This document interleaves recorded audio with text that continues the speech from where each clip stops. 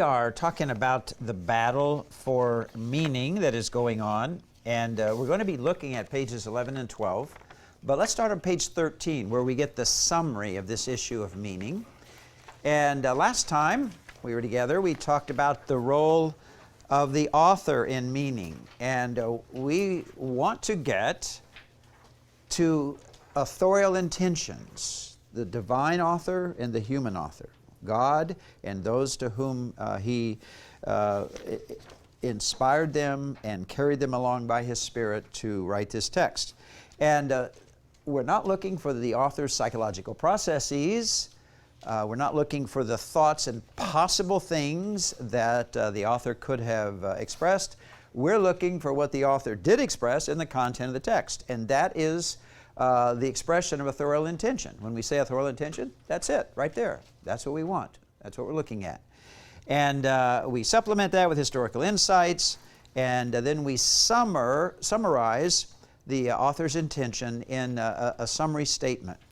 And last time we looked at it, that the best guide to an author's intentions is to see the whole text. Last time we were also looking at Matthew's Gospel. Ideally, the best indication of Matthew and the Spirit's intention would be to look at the whole Gospel of Matthew. We can't always do that on every passage we look at, but the next step down would be look at the particular section of the Gospel we're in. And then the next step down would be to look at the chapter, although those are a little bit artificial entities, but they're usually pretty well marked and divided. And the next step down would be, and this is the minimal step we ought to take, at least look at the paragraph. If we're looking at some verses, at least look at that. That may be kind of the minimal thing to try to get at least a unit of thought that to get the authorial intention expressed in that paragraph. So that's the ideal. Today we want to move to the text. And if you remember, the movement in the battle for meaning is in the early 20th century. In American literary circles, there was a movement away from authors to focusing on the text.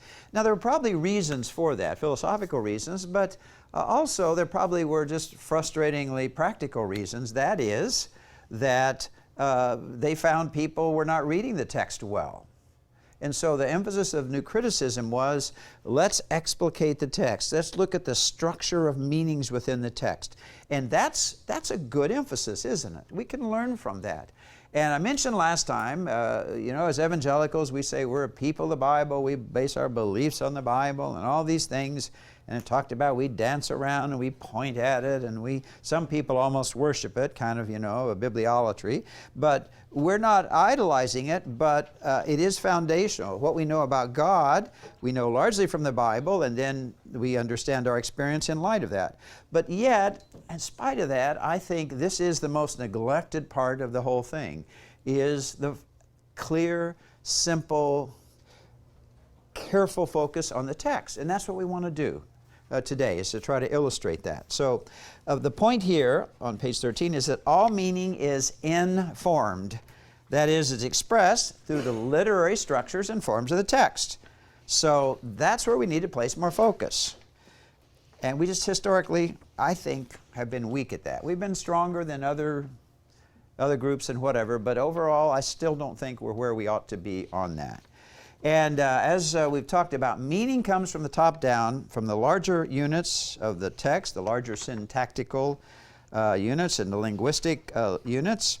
And therefore, we can focus on smaller units, but only after we've kind of worked our way down from the larger to the smaller, and at least minimally going up to the paragraph level, and hopefully beyond that. Of course, we tend to reverse that, don't we? So what I want to do today, to try to illustrate the value of carefully explicating, that is, carefully reading and seeing the structure of the text, is to take a passage that's well known and well used and, dare I say, hackneyed. It's been kind of beat to death. You've heard it, dozens of times. Youth retreats, in church, missions conferences, all this. So I want to take the Great Commission passage in Matthew 28, 16 to 20, and see if, being a little more sensitive and thoughtful to the literary structure of it, if we can get some fresh insights, okay? So that's my deal with you. And at the end of our time together, I want to ask you, okay, did you get some fresh insights from this? Did we learn something by carefully focusing on the text? Okay, let me read Matthew 28, 16 to 20. Again, very familiar. I'll be reading from the New American Standard Version. But the 11 disciples proceeded to Galilee, to the mountain which Jesus had designated. And when they saw him, they worshipped him, but some were doubtful. And Jesus came up and spoke to them, saying, All authority has been given to me in heaven and on earth. Go therefore and make disciples of all the nations, baptizing them in the name of the Father, the Son, and the Holy Spirit, teaching them to observe all that I commanded you, and lo, I am with you always, even to the end of the age. Well-known, very familiar verses. Okay, so what do we want to do then today? Well, we want to do a literary analysis, and so we want to come up with a generic conception for the book of Matthew. So what would you say is Matthew's purpose in writing this gospel? Or what would be a kind of an essential summary statement of Matthew's gospel? Those of you that study this a little bit. What's Matthew shooting at in this whole gospel? To portray Jesus as the coming Messiah. All right, absolutely. To portray and prove and validate that Jesus is the Messiah. And you said the coming Messiah. He is here. Okay, he was here. All right. Okay, all right. All right, not still future, but he's here. All right, he's the Messiah. And how does Matthew largely do that? What is kind of uniquely? What does he? A specifically Jewish viewpoint, right? All right, yeah, very Jewish viewpoint. What else? There's a lot of prophecy in Matthew. All right, a lot of prophecy, a lot of Old Testament quotes, aren't there? This Jesus did so that he might fulfill that which the prophet such and such said, okay? Lots of those in Matthew's gospel, aren't there? Lots of showing that Jesus is the filling up or the fulfillment of the Old Testament, its teachings, its persons, places, things, its prophecies. It's the end of the line of the Davidic kings. He is the Messiah. Now, it's clearly everybody pretty well agrees that that's Matthew's purpose. But put yourself in the place of a first century Jew, and Matthew says, hey, I've written this gospel to prove that Jesus of Nazareth is the Messiah. And he's the king. And you go, okay, if Jesus is the king, then I got a question for you, Matthew. What's the question that you have? If he's the king, where's the kingdom? Goodness. The Old Testament had a pretty clear picture of what the kingdom was going to look like. And Matthew, that's not happening now. He was going to establish his kingdom. He was going to regather us from the nation. He was going to have absolute authority over the nations. And Matthew, I think you would agree that the Gentiles, the Romans in this case, still have their foot on our necks. We're still under authority. So how can Jesus be the Messianic king if essentially it doesn't look like anything politically, economically has changed? Good point, isn't it? All right? So Matthew has to have a second purpose, doesn't he? To prove that Jesus is the Messianic king, and he's going to have to explain and show that the kingdom has come in an unexpected form, hasn't it? That has not negated the future Messianic kingdom in its prophesied and expected form, but at present it's in an unexpected form. And therefore, Matthew's going to have to, he's got a dual purpose: prove Jesus is the king and prove that the kingdom came in unexpected form. And that's not an easy task, is it? So he's going to have to do that. So your generic conception, your sense of what the whole book is about, would need to have two prongs to it.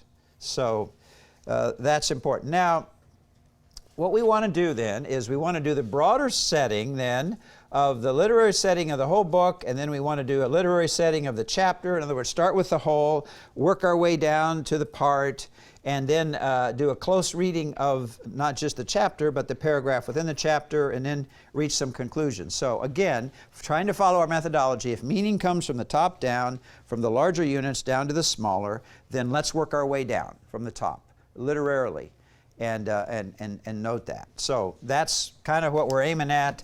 That's our goal here. Okay. So we've already started this. The generic section then of the biblical book to prove to Jews that Jesus is the Messiah and to present the purpose of his kingdom is an unexpected purpose, and it's to bless all the peoples or people groups of the world. The word that Jesus used, the phrase he uses in Matthew 28, 18 to 20, is ta ethne. It's not so much nations, that's our typical translation, but ta ethne is really people groups, as you would expect. Ethne, ethnic, we get that from it. So it's the peoples or the people groups of the world. And why do you think that's the phraseology that was used with Abraham? Abraham, through you I will bless all the tribes, essentially, Hebrew word for people groups, Genesis 12, 1 through 3. God uses that with Abraham, and then he also uses this, Jesus uses that, ta ethne, the people groups. Why emphasize people groups and not nations, nation states? Why do you think? Pardon? Maybe they weren't too solidly formed yet as they are like now. Okay. It's a good point. We have kingdoms, don't we, throughout history, but nation states really were emerging in Europe to some degree in the time of the Reformation, weren't they? So they're in a sense, in our understanding of nations, it's a more recent thing, isn't it? The last 500 years. Okay. But the fact of the matter is nations come and go, don't they?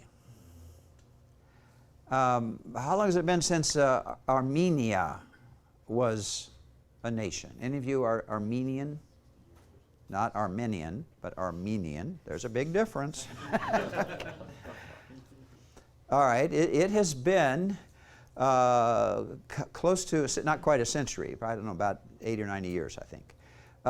But are there still Armenian peoples? Yes, they are, aren't they? Of course.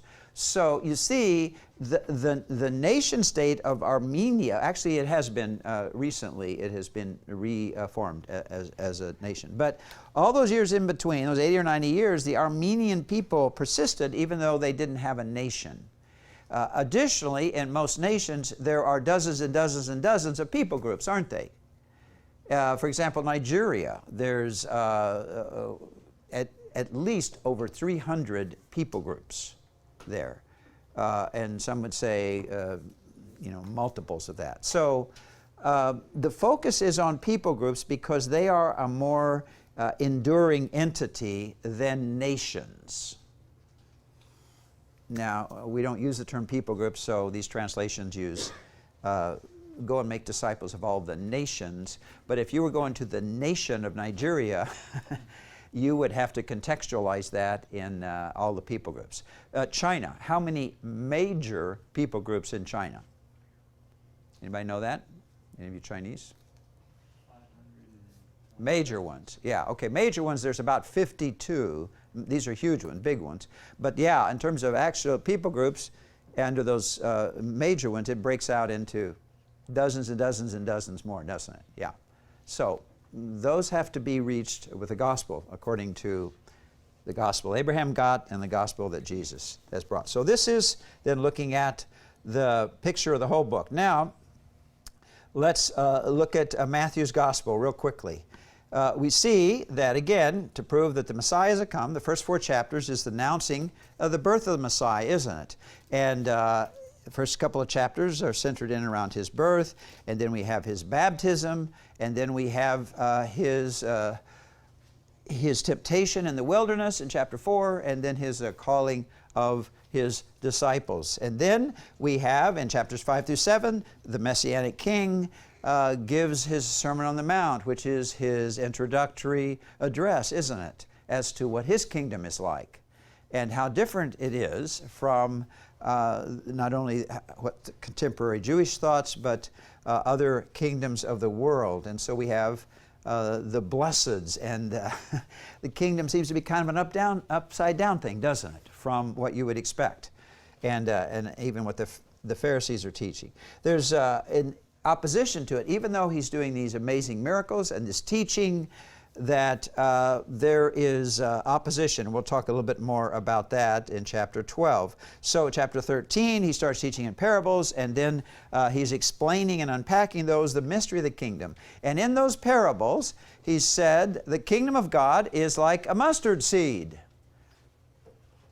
Now, mustard seed, hey, that's the smallest of the garden plants.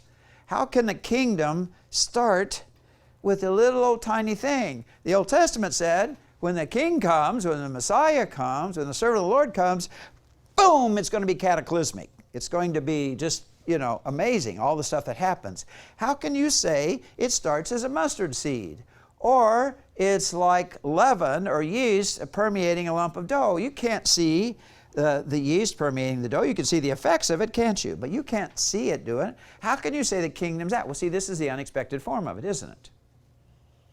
And on and on and on it goes. He gives 7 or 8 parables, Matthew 13, about the mystery of the kingdom, and then he unpacks that in verses 14 through 16. Then there's the pulling away from the crowds, gradually teaching his disciples more, and the increasing rejection that culminates during Passion Week in his arrest and 6 trials, 3 Jewish, 3 Roman, the suffering of the crucifixion, and the humiliation of that the Messiah is publicly shamed, almost beyond comprehension. And not only were they going to kill him, everybody knew they were going to die, but how you died was really important. And so if you can make a person's death shameful, then that makes it incredibly difficult for people to follow him. If he, not that he dies, but he dies shamefully. And we've seen that more recently in the headlines with Muslims, haven't we? And the threat sometimes of people of when they kill them, to wrap them in a pigskin. And so that would be a shameful death, and perhaps would affect their eternal state and their understanding of it. So again, that Jesus very strategically was persecuted, and his suffering was to cause him to die as shamefully as possible. Again, make it unthinkable that anybody would want to follow a shameful person like this because of his death. And then, of course, the turnaround, the surprise, the climax is the resurrection, isn't it? And that's what we'll be looking at, is the last part of that. So Jesus is the Messianic King. Clearly, he does the works of the King, and he brings an unexpected form of the kingdom. And Matthew is very clear about that. So we're then looking at the last chapter, and so let's look a little more closely now as we start at the top, work our way down. Any questions just about the broader setting of Matthew? It's going through it pretty quickly, but any questions about that? Okay, I'm on pages 11 and 12 in your notes. Okay. That's, let's look at verses 1 through 10, the resurrection. What strikes you in these 10 verses? Those of you who did this as a paper, first of all, it's only 10 verses. That'll strike you. It's pretty brief, isn't it? But what strikes you as you looked at these 10 verses? It's kind of unusual a little bit.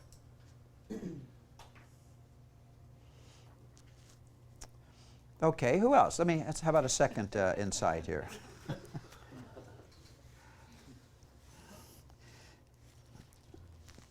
Well, if this is the climax, it's pretty brief, isn't it? It's pretty sketchy. Yes, what else?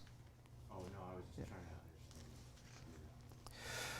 to understand. Also, what's interesting is the king has been raised from the dead, And theologically, now we know that at his death, sin was paid for. At his resurrection, newness of life is inaugurated, resurrection life. And all who believe in him will have the wonderful benefits of both, won't they? They'll have forgiveness of sin and the empowerment to walk in newness of life. And so this is, theologically, it's astonishingly significant. But those of you who did this and read this, notice that not once but twice there is the exhortation to go to Galilee. Now he is resurrected, obviously in the Jerusalem area, but in these 10 verses, twice it's, don't stay here, go to Galilee. That's unusual, isn't it? In other words, it doesn't seem to be a savoring of the resurrection at the tomb or in Jerusalem or a great party or a great banquet or whatever. It's go to Galilee. Get out of here and go up there where he told you. That's kind of unusual, isn't it? Okay. Then we have the next scene is the Jerusalem scene. And this is a pretty jarring contrast, isn't it? The king has been raised from the dead. The king and an angel says, go to Galilee. And then we go to Jerusalem, and Jerusalem is in rampant, hardcore unbelief, isn't it? And it says, let me read verses 11 to 15. Now, while they were on their way, that is the disciples, behold, some of the guard came into the city and reported to the chief priests all that had happened. And when they had assembled with the elders and council together, they gave a large sum of money to the soldiers and said, you are to say, quote, his disciples came by night and stole him away while we were asleep, end quote. And if this should come to the governor's ears, we will win him over and keep you out of trouble. Okay. And they took the money and did as they had been instructed, and this story was widely spread among the Jews and is to this day. And several years ago, there was a revival of that, a book called The Passover Plot. And so to this day, this lives on, that the disciples came and stole the body in that. So here the king has been raised from the dead, and and he wants him to go to Galilee. Why? Because Jerusalem is still in hardcore, rampant, locked in unbelief, isn't it? Even denying the proof of the empty tomb and wanting to come up with an alternative explanation of that. So that's pretty amazing, isn't it? Okay, then we come to our passage, the Great Commission, and it's a contrast in the belief that Jesus assumes and elicits from his disciples with the unbelief in the previous paragraph. So resurrection, 1 through 10, rampant hardcore unbelief in Jerusalem, 11 through 15, and then this scene on the mountain. Now it's interesting that if Matthew is seeking to prove that Jesus is the Messianic King, there's no ascension in Matthew's Gospel. That's kind of unusual, isn't it? It ends with this. And you want to say, oh, I wonder why there's no ascension here. Why would he want to end with this? What would be your interpretive guess at this point? Why there's no ascension? I would think that'd be kind of the culminating expression of Jesus' Messianic identity. No ascension. Maybe if they were expecting this huge, event where the Messiah would be coming back, it kind of leaves it open for the fact that he could still wind up doing that. Okay, all right, kind of leaves open his return. There's not a focus on his leaving, and so, okay, that's interesting. Yeah, Tyler. The very last verse, what it means for us. Right. This is what the king has commanded. And Matthew wants these words of the king to resonate in the ears of Messiah's disciples throughout this age. This is normally where I would beat my chest, found that, but I can't do that because of the, because we're filming this. So it ends on a missional note, though, doesn't it? The words of the king, those are to be resonating in the disciples of the king throughout this age, aren't they? This is final instructions. Yeah, Nanette. So you're absolutely right, though, Nanette. There's a real focus on his power and authority, isn't there? But it is expressed in a mission that is given mandate to the church. And I would suggest it is drenched in humility, isn't it? To focus on the majesty of the ascension would take away this ending focus on his authority and his authority attached to the mission that he has given his followers, and the fact that it's in a very humble setting, isn't it? So all of those are kind of facets of that. Yeah. We speak disciples, of nations. Okay. All right. So it's kind of new. It's different kind of from what was happening with the Jews at this time because of centuries of Gentile oppression and that. But in a sense it's new. That's a good point. But in a sense it's old, isn't it? Isn't he now picking up the promise made to Father Abraham? Abraham, through your seed, I will bless all of these tribal entities, all of these people groups of the world. Now, isn't Messiah Jesus now shouldering that promise and that mission given to the seed of Abraham, of which Israel never did a very good job of that, did they? And now Jesus, the seed of Abraham, the seed of David, takes that mission, that promise of blessing on his shoulders, and then commands, mandates his disciples to embody that and carry that out. So, yeah, it is interesting. So there's a newness to it, but in a sense there's an amazing continuity to it, isn't there? So kind of interesting both ends. Okay, so the significance then is that in Matthew's Gospel, what's interesting is in chapter 12, there's a pivot in Matthew's Gospel when the religious leaders say, you're a powerful guy, but you use the power of Beelzebub, Lord of the Flies. Okay, you use demon power, Satan power, and all that. He said, you've committed the unpardonable sin because you've rejected the work and the ministry of the Holy Spirit in my life as the anointed one, the Messiah. And then it kind of goes downhill from there in a sense. It bottoms out in the crucifixion. But now, irony of ironies, the king has been raised from the dead and now is exercising this universal authority by the sending out of his disciples to complete, if you will, the promise made to Abraham, the Abrahamic blessing. So all kinds of things going on here, aren't there, in terms of the literary structure. Builds up to a beautiful picture of Jesus' ministry, but the religious leaders make their unofficial decision that they're going to reject him. And in fact, then that does come about, and it kind of bottoms out in his death, but now we have the turnaround, and I would argue the climax of his resurrection. So, now, that's kind of then the setting within chapter 28 within Matthew's Gospel, and we're going to pull out some more things.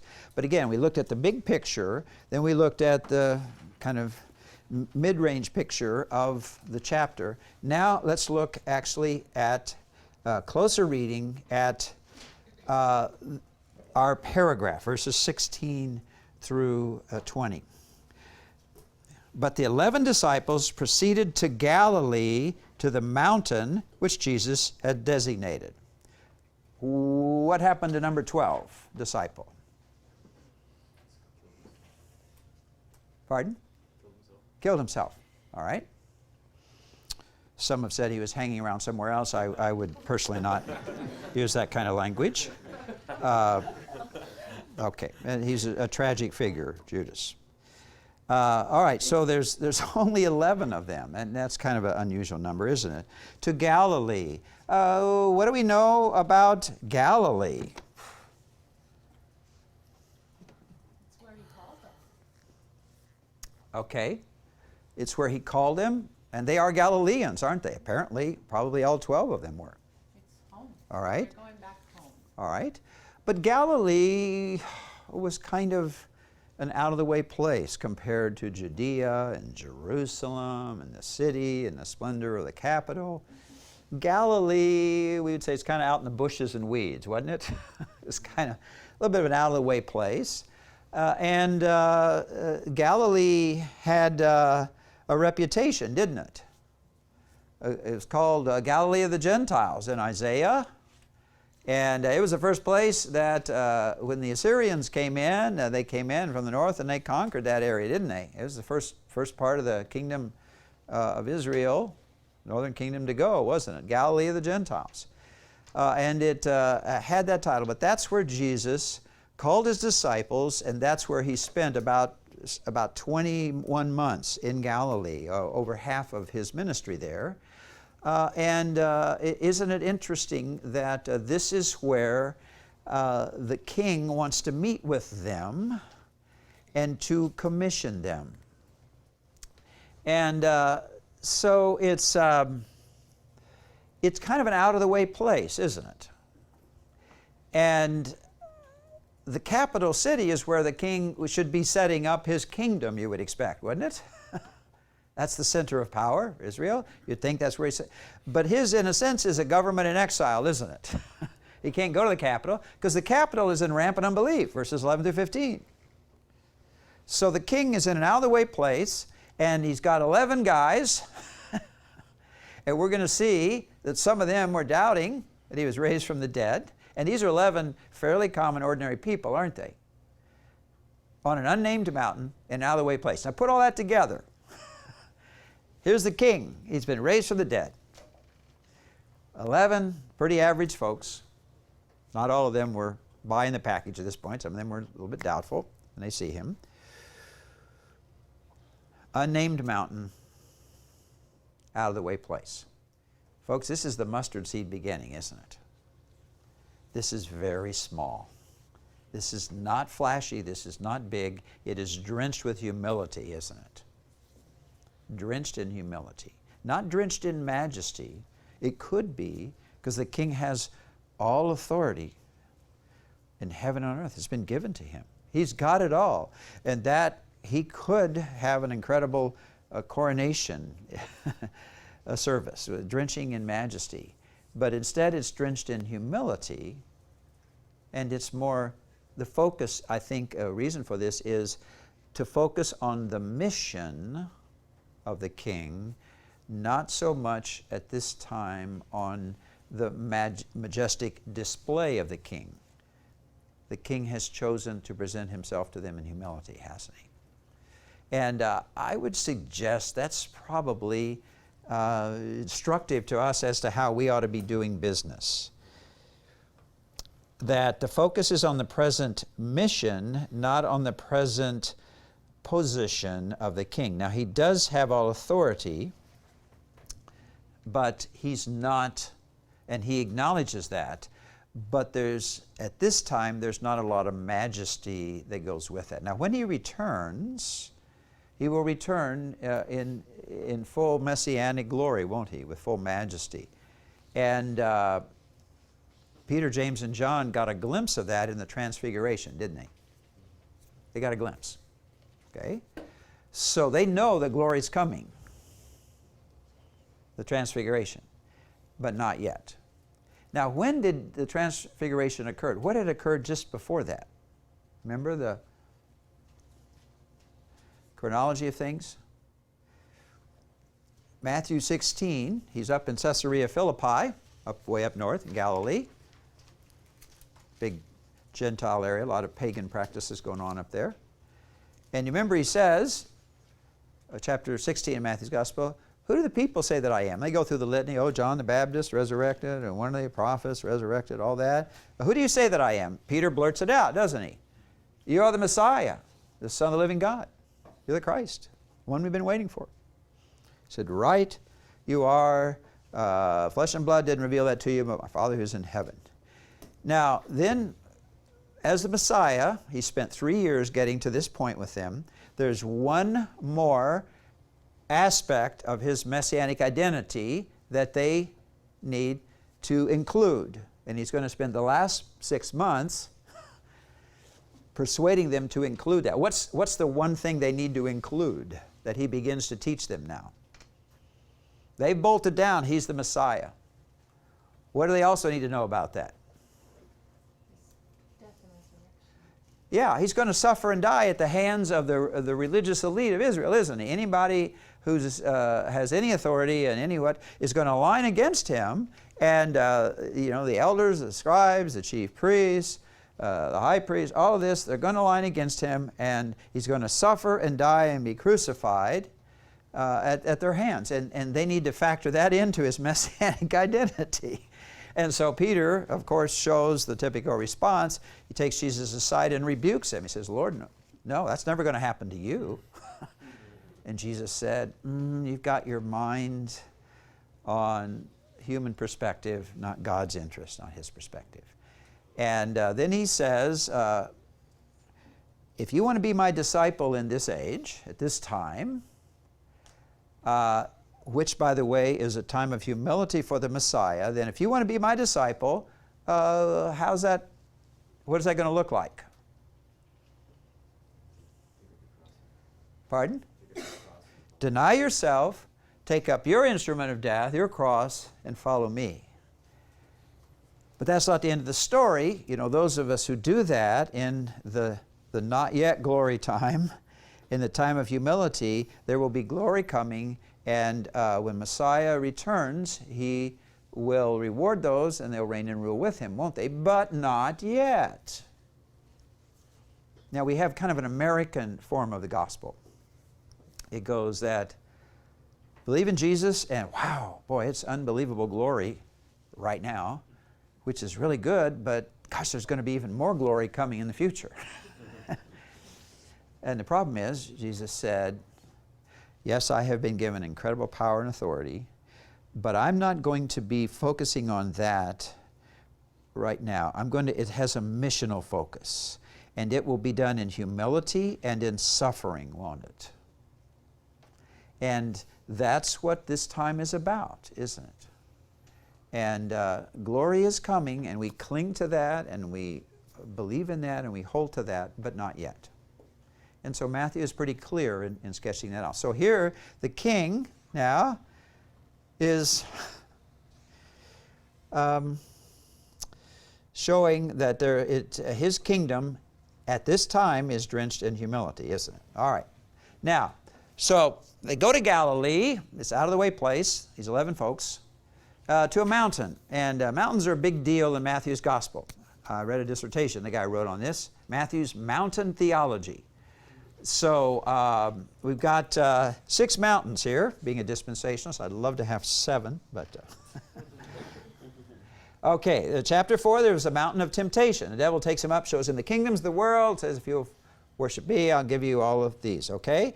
There's a mountain of teaching, the Great Commission, chapter 7, isn't it? There's a mountain of feeding when he feeds the 5,000 in chapter 15. There's a mountain of transfiguration where he gives 3 of them, Peter, James, and John, after he told them, I'm the Messiah, yes, I'm the Messiah, but yet I'm going to suffer and die, he gives them a glimpse of his future messianic glory to encourage them, doesn't he? And then there's the mountain of his foretelling in chapters 24, 25, the Olivet Discourse. And now this is the 6th and the climactic one. It's the mountain of commissioning. Now, so lots of mountains in Matthew's gospel, aren't they? It's kind of an interesting thing. Now, he's building on the Old Testament. Well, what were some of the key mountain things in the Old Testament?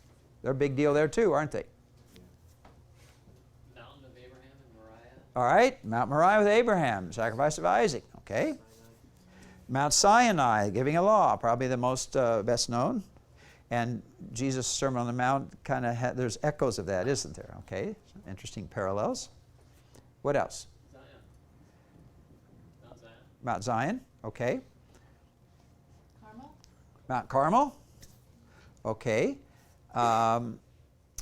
Did that happen on a Sunday? You'd think that with Carmel, but no, that's fine. The prophets of Baal that Elijah confronts, okay? And God reveals himself on a mountain. Baal didn't, but the living God did, didn't he? Okay, and that was instructive to Israel in a time that she was sliding into idolatry. Any others? Tower of Babel. Tower of Babel? That was like men. Okay, creating a mountain in a sense. Okay, yeah, interesting. Reaching up to God. Okay. Noah's Ark on mountain. Okay, rested there. So mountains are a big deal in the Old Testament. These are places where God reveals himself, but also where he, like with Mount Sinai, he reveals who his people are. So they know, when they know who He is more clearly, then they will know as His people what they're supposed to do. And so on these 6 mountains in Matthew's Gospel, culminating in this, that it gives us a glimpse of who God in Christ is, and He's revealing Himself in several different facets of that, and it culminates then in His revelation as the Messianic King, and in what His people then, who we are, and what they're supposed to be doing, the missional aspect of that. And so it fits the Old Testament pattern and what we see here in this. So, all right. All that from Galilee and a mountain. Okay. Verse 17. And when they saw Him, they worshiped Him, but some were doubtful. Wow. What? There's only 11 of them. And they're pretty normal, average, ordinary folks. But even some of them are doubting. What do you think that's about? Why stick that phrase in there? This is this great climactic conclusion, and boom. We've got the recording of that. What's the significance of that, do you think? Is this after He's appeared to them in Jerusalem and after the thing with Thomas and the whole... We don't know exactly, but well, there have been some appearances, yes. Well, we don't know for sure, but I would suggest there's 2 things going on here. Number one, it certainly gives a gritty, realistic feel to this, doesn't it? This is not a sanitized, oh, let's make it look as good as we can version, isn't it? It's very real and gritty, so I think that would certainly be a purpose. But secondly, I think what it's setting up is they see Him, but seeing Him was not the definitive thing. For us, we have a saying in the West, seeing is believing. And of course that's true many times, but that can get you into trouble, can't it? If that's all that you're going to base believing on is just seeing. So for them, and especially in Matthew's Gospel, seeing wasn't necessarily just enough to believe. And I think what it sets up is when the king opens his mouth and speaks, that's what removes the doubt. See, Matthew's Gospel has 60% of its words are the speaking, the teaching of the king. 60%. That's a massive amount in a narrative, isn't it? It's 42% in Mark's Gospel. That's a big difference. It's 50 in Luke and John, are the words of Jesus. So I think given, especially to Jewish people, the emphasis on the rabbis and the teaching and all that, there's more teaching of the King, Jesus, in Matthew's Gospel, and it's His teaching, it's His words that are powerful and authoritative and remove doubt. Now, I can't prove that definitively, but I think that makes sense. The contrast between seeing and doubting and hearing the King speak and commission and believing. I think that's likely what's going on here. But it is kind of an interesting perspective. All right, so now the King speaks. And we're looking at verse 18. All authority has been given to me in heaven and on earth. Now, there's some emphatic language going on here. The normal word order in Greek, like in English, is normally a subject, verb, object. God, subject, loves, verb, you, direct object. In Greek, if you want to emphasize something, you can change the word order a little bit, can't you? And particularly, you can move things to the front. And that makes them more emphatic. And so here, the subject is all authority. The verb is a passive, has been given. And then to me is an indirect object, isn't it? But you still have the subject, verb, object. All authority has been given to me. And what we get now is a double movement of the object to the front and the verb to the front. So while the subject itself, by its very nature, all authority, it has an emphatic sense, doesn't it? That what Jesus seems to be saying with this is he's emphasizing the givenness of all authority to him. And so perhaps he would express it this way. All authority has been given to me in heaven and earth. All authority has been given to me in heaven and on earth. It's emphasizing not just the authority, but the givenness of it, and it's to him. Now, I ask you, this obviously implies universal rulership. Is this a new statement?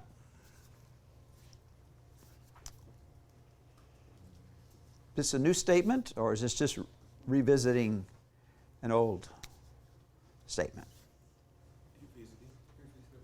All right, revisiting to some degree, isn't it? He's talked about his authority that has been given to him. What has just happened, though?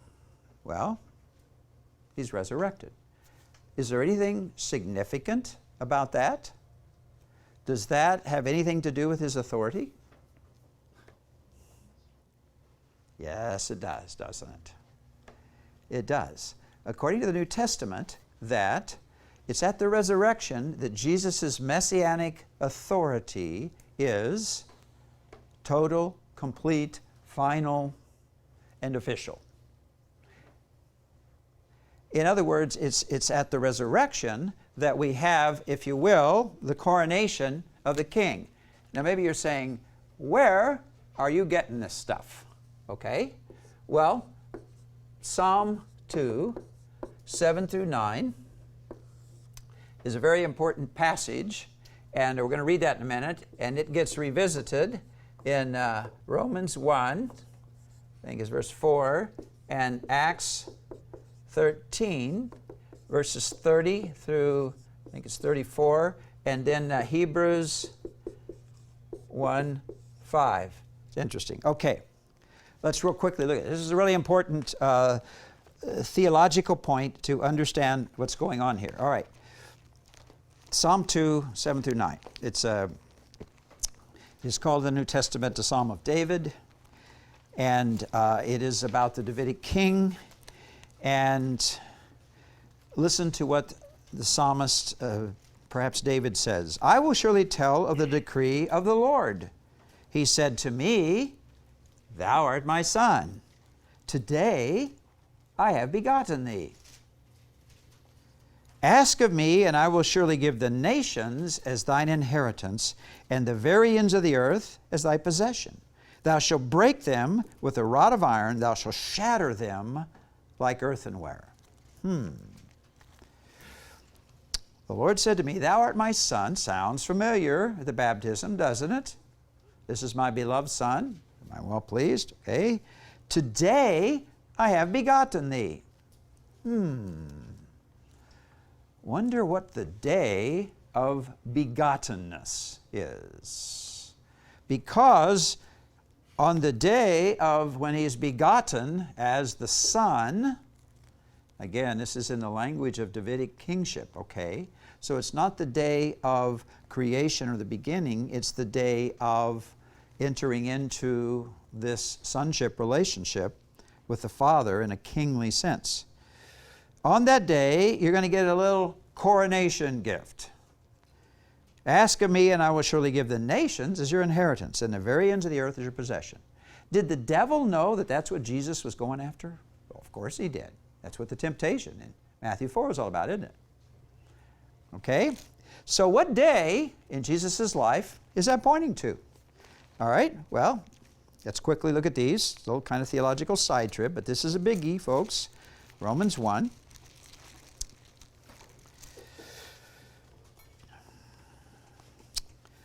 Let me begin in verse 1, Romans 1. We're moving towards verse 4. Paul, a bondservant of Christ Jesus, called as apostle, set apart for the gospel of God. Now he's going to unpack the gospel of God, which that is the gospel of God, He promised beforehand through His prophets in the Holy Scriptures, the Old Testament, right? Concerning His Son. I would suggest that's a messianic term. If you missed that, He explains it. Who was born of a descendant of David, according to the flesh, and here we go, who was declared the Son of God with power by the resurrection from the dead, according to the Spirit of holiness. Who was declared the Son of God with power by the resurrection from the dead? Wow, that's amazing, isn't it? I thought He was born the Messiah. He was. I thought He was anointed the Messiah at His baptism. He was. I thought He did all the works of the Messiah. He did. I thought He died as the Messiah. He did. But it looks like at His resurrection that something final, definitive, official occurred. I would suggest it is His coronation, His inauguration as the Messianic King. You say, I have never heard this. Well, that's what you're paying the big bucks here at Talbot for, isn't it? To hear things you've never heard before. All right, Acts 13, 32-33. By the way, I love to share these with Jehovah's Witnesses. These are wonderful passages because they have a whole different spin on begottenness and the firstborn of creation. They miss the messianic language and they think it's about the nature of Jesus' creation. He's birthed, created being and all that. Okay. This is the end of a sermon. Paul is preaching in a synagogue in Antioch of Pisidia, and this is his big finish, all right? And I did have a nice discussion with some dear Jehovah's Witnesses that were going door to door in my neighborhood, out in the front yard. I was working on a tree out there, and they came up to chat with me. And so I said, hey, you guys believe that Jesus is a created being, don't you? Yeah, and you use Colossians 1:15. Yeah, He's the firstborn of all creation. And you use Psalm 2, verses 7 through 9. Yeah, don't we? Why don't you read that? So they read Psalm 2, 7 through 9. I said, okay. Now, there's a passage I want you to read to me, and I'm going to ask you a question. And it's Acts 13, 32-33. And I gave a little bit of context. And I said, here's the question I want to ask you. What day in Jesus' life is in view in this passage? What day in Jesus' life is in view? Okay, would you read it? Here we go. They started reading. But God raised Him from the dead. Okay, stop. Just a moment. What day in Jesus' life is in view? Silence. They sensed that a trap was forming. All right. But God raised Him from the dead, and for many days He appeared to those who came up with Him from Galilee to Jerusalem, the very ones who are now His witnesses to the people. Probably this sense is eyewitnesses. Verse 32. And we preach to you the good news of the promise made to the fathers, that God has fulfilled this promise to our children in that He raised up Jesus, what day? Resurrection day, as it is written in the second Psalm, Thou art my Son, today I have begotten thee. What is the day that Jesus was officially, finally, definitively coronated, enthroned, inaugurated in the Messianic office? Resurrection Day. Do we preach that? No. No, we don't. Because we focus about 90% of our focus in the gospel on the death of Christ. And we have limited our view of Jesus. We have kind of a shrunken view of Jesus. And our view of the gospel, a shrunken view of the gospel, and the Christian life, gosh, that ends up being shrunken. Surprise, surprise. It's only about forgiveness. Well, of course it includes forgiveness, but it's more than about that. Because He was raised from the dead and officially, definitively throned in the Messianic office, then all kinds of amazing things were set in motion, aren't they? All right, one last passage real quickly, Hebrews 1, verse 5. And I want you to see what the author of Hebrews is putting together in terms of these passages. He says in verse 4 to kind of set this up, having become as much better than the angels as He, Messiah, Jesus, has inherited a more excellent name than they. For to which of the angels did He ever say, Thou art my Son, today I have begotten thee? Psalm 2:7. And again, I will be a father to him, and he will be a son to me. Where did that come from? What passage is that? Pardon? Okay. 2 Samuel 7:14. It's the Davidic covenant, isn't it? God says through the prophet Nathan to David, when your sons sit on the Davidic throne, I will be a father to them, and they will be a son to me. It's Davidic kingship language, isn't it?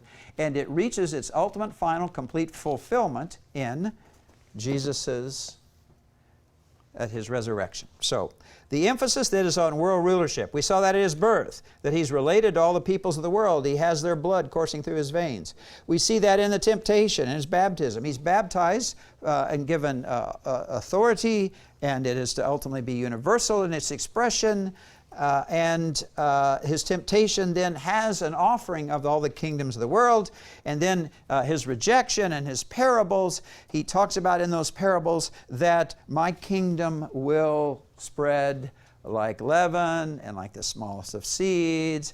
And all of this, it will be spread to all the peoples of the world, is implied in different ways in those different parables. So this is what Jesus was focusing on as the Messiah from the beginning. And the devil knew that, and His disciples didn't, and we didn't a lot of times. But you see, this is what makes then this passage so amazing. Jesus has just been officially enthroned, coronated, inaugurated in the Messianic office at His resurrection. This is a huge deal in human history, isn't it? He is now King of Kings and Lord of Lords, officially, finally, definitively. All authority has been given Him. He's not going to be given any more. And so how's He expressing that authority? Wow. Back to Matthew 28. All authority has been given to me in heaven and on earth. Wow. Now you remember Psalm 2, verse 8 and 9. What comes with that authority? Two specific things are mentioned. Ask of me, I'll give the nations as your messianic inheritance, your coronation inheritance, a little coronation gift. That's the first thing. The second thing, how are you going to relate to the nations as the messianic one? As the ruler, as the King of Kings and Lord of Lords. How are you going to relate to Him? According to Psalm 2:9. What's your scepter? A rod of iron. You will shepherd the nations with a rod of iron. Shepherds had rods, didn't they? This is the wooden ones. This is a rod of iron. And you will shepherd, you will rule over the nations with a rod of iron. Absolute, total authority. Jesus is given that as His coronation. The nations and the rod of iron. What does He do with the rod of iron? Apparently.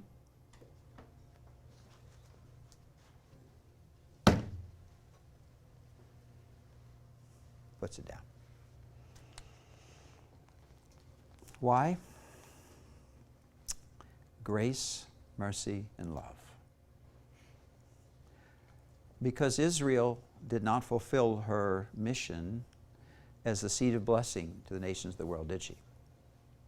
They didn't do it. Didn't do it.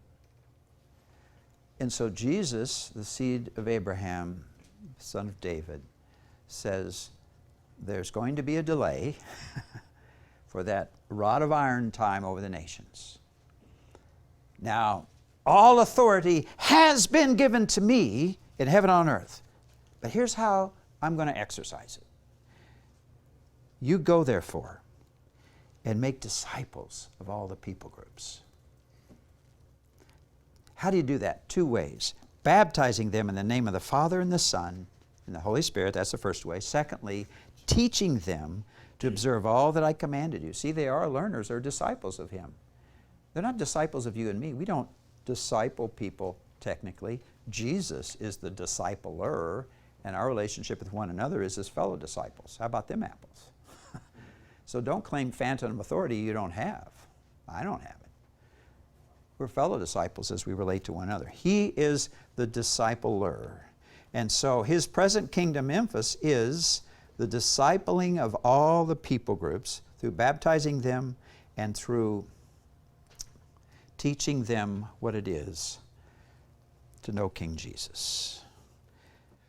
And that's a pretty incredible mission, isn't it?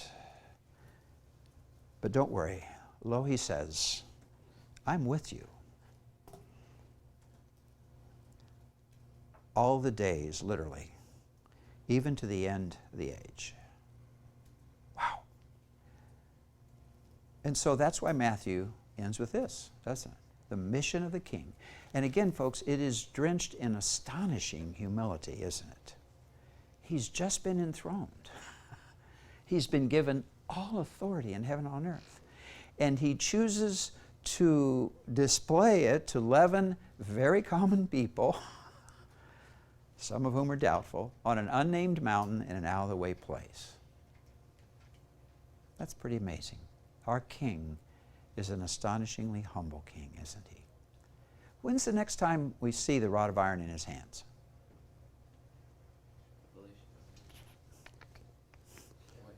The white horse, Revelation 19. And he will have the rod of iron in his hands upon his return, which he will shepherd or rule over the nations. But not yet. Okay. Familiar, hackneyed passage. Do we get anything new out of it by attending to the literary structure, to see the flow of things going through Matthew, to see this, I would suggest, is the climactic thing? Well, remember what we're doing. We're looking at communication, and listen closely, because meaning comes from the top down. Couldn't hear it. Okay. There's a little car skidding there. Okay. So meaning comes from the top down. So let's attend to that. Let's read the Bible that way. Let's focus on that. And especially the literary structures, because all meaning is informed. It's expressed in and through the literary structure, isn't it? So did we get something new from an old, tired, worn out, hackneyed passage in terms of our view of it? Just by putting it, see, in its literary structure. Just noting the flow of the argument and this being the climax of it. And of course, this being the answer and the expression of Matthew's two purposes. Is Jesus the Messianic King? Absolutely. Well, what about his kingdom? Well, it is in an unexpected form, a grace-filled harvest form, isn't it? And so Jesus allows his name to be a curse word among the nations because he's not ruling with a rod of iron yet. And he allows his people to be harassed and hounded and martyred. More martyrs in the 20th century than in the previous 19 combined. There's a country in North Africa that every believer in the last 20 or so years in that nation, every Christian, every believer in Jesus as the Messiah has been martyred. Every one of them. Wow. Why does he allow that? Because of grace and mercy and staying judgment, so that this word can go out among the peoples of the world. So I guess I have a question for you. Is that a key part of your life and your vision as a believer? Are you living in light of this? Are you living in light of the words of the King? Go and make disciples of me, Jesus, among all the people groups. Now, I spent 12 years preparing to be a goer, and I'm not a goer. I'm a stayer and a prayer and a payer, okay? I didn't go as a missionary. But I'm still living in light of the King's mission. In humility, but with great intention, to do what the King's heart beats for and what he's commanded us to do. It's pretty exciting, isn't it? We've got meaning and purpose when our feet hit the floor in the morning. It's grander, it's bigger, there's a bigger game afoot, isn't there? There's a grander story, what King Jesus is doing among the peoples of the world. Well, go and be obedient to the King. Blessings on you. Biola University offers a variety of biblically centered degree programs, ranging from business to ministry to the arts and sciences. Visit biola.edu to find out how Biola could make a difference in your life.